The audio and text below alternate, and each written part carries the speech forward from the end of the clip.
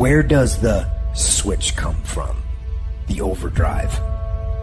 It is the thing that allows you to go the extra distance, to dig a little deeper, to push a little harder. It takes both emotion and logic to reach your maximum potential, to really give everything you have, to go beyond your limits.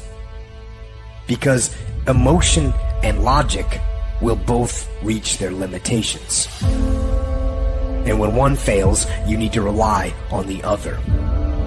When it just doesn't make any logical sense to go on, that's when you use your emotion, your anger, your frustration, your fear to push further, to push you to say one thing: I don't stop.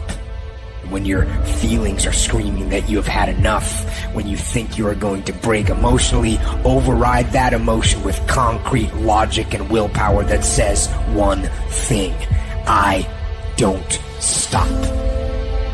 Fight weak emotions with the power of logic. Fight the weakness of logic with the power of emotion. And in the balance of those two, you will find the strength to say to yourself, I don't stop. Everybody wants the prize, but nobody loves the process. Everybody wants to be a champion, but nobody's willing to put in the work that it takes to be a champion.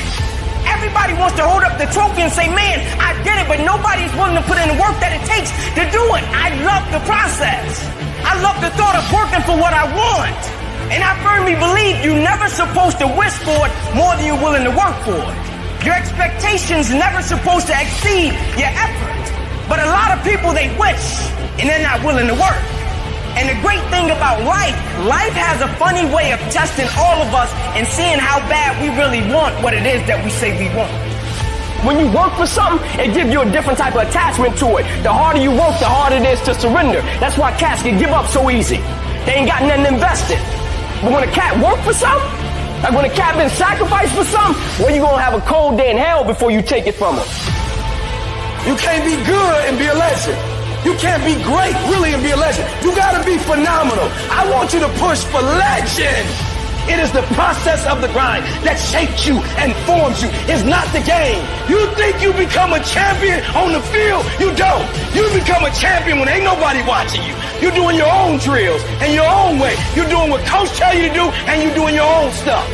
You become a champion in the dark when ain't nobody looking. You don't become no champion when you put no doggone helmet on. You become a champion the way you eat. You become a champion the way you think.